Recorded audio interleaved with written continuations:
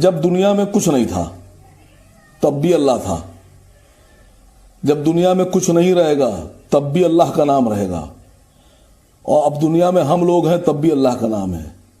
आपको एतराज करना हो करिए। पैसे कितने मिले? हाँ जी, ऐसे कितने मिला? खाली जब तुम पजामे को उतरोगे तो तुम्हारी औकात याद दिलाऊंगा। पैसे कितने मिले?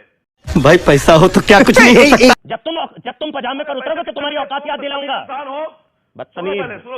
क्यों सईद हासिम वकार, क्यों सईद हासिम वकार अपना चेहरा दिखा रहे हैं? भागोगे दिखा रहे हैं। भागोगे।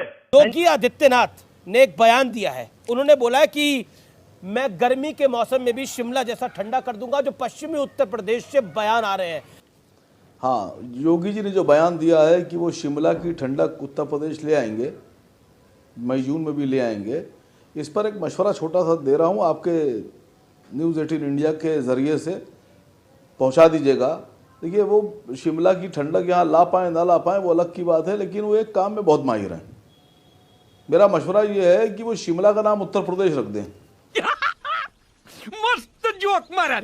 तो दोनों काम हो जाएंगे, एक तो शिमला उत्तर प्रदेश हो जाएगा और उत्तर प्रदेश शिमला हो जाएगा।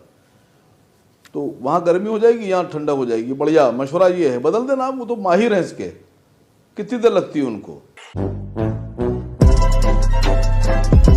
आपका फिर की ले रहा है? वोट मांगते हैं, उसकी तो बात रखनी पड़ेगी ना वकार साहब। हाँ सर, हमारे लिए देश ऊपर है और दल बाद में। लेकिन यही सवाल मैं आपसे पूछ रहा हूँ कि आपके लिए आपकी तनख्वाह ऊपर है या देश ऊपर है? हाँ। चापलूसी ऊपर है या देश ऊपर? क्यों? एक भी जनता का मुद्दा नहीं उठाया। बताइए, आप बोलिए।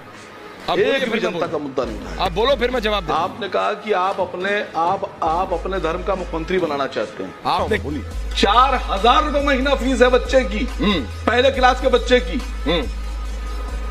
कहां से लेके आएगा आदमी? सर, और 4 मिनट लगातार आप बोल रहे हैं। अच्छा, तो जब आप ही पूरा बोलते रहेंगे तो हम लोग क्या करेंगे यहाँ? बताइए, क्या जाहिल आदमी है आप सर? कमाल के आदमी। जाहिल आपको पता है? क्या वैसी जाहिल आदमी है आप सर? क्या जाहिल? आप बोलते ही जा रहे हैं, आप किसी की आवाज ही नहीं आने आप दे रहे हैं। सर, आप अच्छे आदमी नहीं है। अच्छा, नहीं, आप अच्छे इंसान नहीं है सर। अच्छा, आप अच्छे हैं? आप अच्छे इंसान नहीं है। आप अच्छे। अच्छा, आपका सर्टिफिकेट मुझे मिल गया। बराबर बोलते जा रहे हैं। आपका सर्टिफिकेट मुझे मिल गया। इतना छोटा पहले कभी नहीं हुआ होगा। आपने कभी सरकार से सवाल पूछा आपकी महंगाई कहाँ जाएगी? एक सेकंड। अब आप सुनेंगे। नहीं, वकार साहब सुनेंगे। आपने जाहिल कहा, आपने कहा फायदा उठा रहा है, सब कहा, मैंने सब सुना। आप फ्रॉड कर रहे थे। अब आप यही बचा था। अरे बोल, अच्छा और कुछ है? आपकी और कुछ है कि आप डर गए जनाब अली? और कुछ है? जनता से डर गए। कौन से? अच्छा, आपका चैनल जनता की आवाज से डर गया। आप बिके हुए आदमी है सर। अरे और कुछ बचा है आपको बोलने के आप लिए? बिकाऊ पत्रकार। और आप क्या करते हैं? पत्रकार, बिकाऊ पत्रकार आप हैं। धिक्कार है। डिबेट में नहीं बैठता मैं सर। हाँ, पता है, आपने अपनी गालियां दे दी, अब आप माइक हटाएंगे। नहीं बैठता सर। गालियां देके अब आप माइक हटाएंगे। मेरे को पता है आपकी आप बिकाऊ आदमी। आपकी प्रणाली मुझे पता है। गाली देके अब आप माइक हटाएंगे। हिम्मत है तो हटाइएगा मत। बिकाऊ आदमी छुए रे तुम लोग के जिंदगी पे। ऐसे मत काम करो, अच्छे काम करो। बेशर्मो शर्म करो, शर्म। ना सिर्फ अल्लाह का रहेगा। संविधान में कहाँ लिखा है? आपको एतराज है ईश्वर के नाम से? सर, मैं पूछ रही हूँ संविधान में कहाँ रखा है? मुझे कहाँ लिखा है? मैं सिर्फ सीधा सवाल पूछ रही हूँ, सीधा ही जवाब दीजिए। संविधान में तो बहुत कुछ नहीं लिखा हुआ है। संविधान में तो अगर मैं बोलने पे आ जाऊंगा तो फिर रोजमर्रा की जिंदगी की बहुत सी चीजें नहीं लिखी हैं। मैं आपसे पूछ रहा हूं, अगर कोई ये कहता है कि नाम अल्लाह का रहेगा, नाम ईश्वर का रहेगा, नाम गॉड का रहेगा, तो इसमें एतराज क्या है? जब दुनिया में कुछ नहीं था तब भी अल्लाह था। जब दुनिया में कुछ नहीं रहेगा तब भी अल्लाह का नाम रहेगा। और अब दुनिया में हम लोग हैं तब भी अल्लाह का नाम है। आपको एतराज करना हो करिए, क्योंकि अब आपके पास देखिए जी वाले हो गए हैं ऊपर से खाली।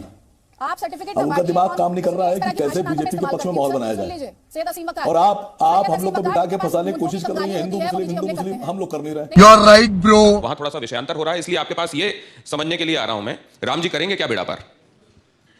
मैं सारे विषयों को हटाकर सिर्फ इतना कहना चाहता हूं, देखिए सच्चाई यह है कि भारत में अगर राम की बात नहीं होगी तो कहां अमेरिका में होगी? क्या बात है, इस बात पर क्या तालियां नहीं होनी चाहिए? ये बड़ी अच्छी बात कही आप। रोज खतरे में ही रहता है लोकतंत्र। कई लोग तो कहते हैं भारत में लोकतंत्र है ही नहीं, तानाशाही आ गई, इस तरह के आरोप लगाए जाते हैं। सर, अगर हिंदुओं को घर छोड़कर जाना पड़े तो सर तब लोकतंत्र खतरे में नहीं आता, तब बात इतना हल्की हो जाती है क्योंकि वो हिंदू है। नहीं मैडम, बहुत अफसोस की बात है कि भारतीय जनता पार्टी की सरकार में प्रधानमंत्री जी हिंदू, गृह मंत्री जी कट्टर वाले हिंदू, रक्षा मंत्री हिंदू, विदेश मंत्री हिंदू, सारे मुख्यमंत्री आपके हिंदू, सेना अध्यक्ष हिंदू, पुलिस कमिश्नर आपके हिंदू, और उसके बाद भी अगर आप हिंदुओं की सुरक्षा नहीं कर पा रही, हिंदू खतरे में है, तो फिर आप अपना जो है वो क्या बोलते हैं उसको, इलाज करा लीजिए। सब कीजिए। बेहतरीन। आज आपने ये दिखा दिया कि आप धार्मिक चश्मे के अलावा किसी को नहीं देख सकते सर। नहीं, आप तो बिल्कुल सेकुलर चश्मे से देखती हैं, आप तो बता ही नहीं रही हैं। आप तो इतनी देर से बार बार पूछ रही हैं कि हिंदू खतरे में, हिंदू खतरे में। मैंने बताया तो कैसे हिंदू खतरे में? मुझे बताइए, मैं पूछ रहा हूं कि अगर प्रधानमंत्री हिंदू हैं, गृह मंत्री हिंदू हैं, रक्षा मंत्री हिंदू हैं, मुख्यमंत्री हिंदू हैं, उसके बाद अगर हिंदू खतरे में है तो फिर लानत ऐसी सरकार पर भाई। लानत है तुम लोग पे, लानत। शी उनको बस छोड़िए आप। बाकी ज्यादा बड़ा दुश्मन कौन है, योगी या प्रियंका, बीजेपी या कांग्रेस? जो लोग देश को बांट रहे हैं, देश के भाईचारे को खत्म कर रहे हैं, देश में हिंदू मुस्लिम करके देश को तोड़ना चाहते हैं, हमारे दुश्मन वो लोग हैं। बीजेपी या कांग्रेस? कौन तोड़ रहा है देश को? कौन देश को बांट रहा है वकार जी, बीजेपी या कांग्रेस? अब आपसे बेहतर कौन जानेगा? क्या करें वकार जी? आपसे बेहतर किसको पता है? कांग्रेस की बात कर रहे हैं आप? आपसे बेहतर किसको पता है? आप बीजेपी का नाम लेने से डर रहे, कांग्रेस का नाम लेने से डर रहे वकार जी? हम लोग साहब डरते नहीं है किसी से, क्योंकि हम लोग आपकी लाइन क्लियर लेते हैं, वो डरते हैं सर। बिल्कुल, तो फिर खुलकर बोलिए ना। जो तनख्वाह लेते हैं वो डरते हैं। तो फिर आपको पता है तनख्वाह कौन लेता है उसको? मैं तो तनख्वाह लेने वाला का भी नाम नहीं ले रहा हूं। तो फिर बोलिए ना, आप किससे लड़ाई किससे? क्योंकि आप सबका दुश्मन एक है योगी जी, अगर मैं गलत नहीं हूं। या आपकी लड़ाई बीजेपी से ज्यादा है, कांग्रेस से ज्यादा है? लेने वालों से। जी, हमारी लड़ाई है बीजेपी से तनख्वाह लेने वालों से।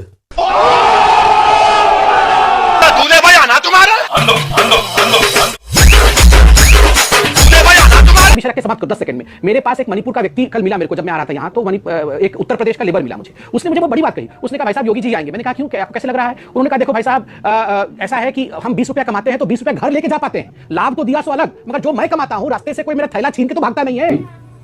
जैसे थाईलैंड का एक मजदूर अमेरिका के प्रेसिडेंट से सेटिस्फाई है कि बहुत कानून व्यवस्था बढ़िया है, और थाईलैंड का मजदूर कह रहा है कि साहब हम जो कमाते हैं वो घर लेके जाते हैं, जबकि थाईलैंड में अमेरिका की सरकार ही नहीं। याद आया। इसी तरह से समित पात्रा जी को मणिपुर का मजदूर मिलता है और कहता है योगी जी बढ़िया। अरे मैं मणिपुर से आ रहा था, उत्तर प्रदेश का मजदूर मिला मुझे, और दिल्ली दिल्ली में ये फंस गया। आप क्यों ऐसी बातें करते हैं? कमा नहीं रहा है, दिल्ली में कमा रहा, दिल्ली में मिला मुझे। अरे मुझे दिल्ली में मिला, जब मैं गाड़ी लेके आ रहा था तो उसमें मिला मुझे। दिल्ली में तो आम आदमी पार्टी की सरकार है साहब। भैया मुंह निकल जाएगा हमारा, ऐसा करेंगे तो। 3% के राजभर मुख्यमंत्री बनेंगे, 6% के निषाद मुख्यमंत्री बनेंगे, पार्टी बनाएंगे, 5% के जाट पार्टी बनाएंगे, डिप्टी सीएम भी बनेंगे, सीटें भी लेंगे। मौर्य 4% उनको भी दिया जाएगा। आप 20% है मैडम। वो जो आप एक कुर्सी पे बैठे हैं, दूसरी कुर्सी पे आप पैर रखे हैं, तीसरी कुर्सी पे ये बाजू रखा, चौथी पे ये रखा, 5वीं कुर्सी पे आपने जाट बिठा लिया, 6ठी कुर्सी पर आपने राजभर बिठा लिया, कुशवाहा बिठा लिया।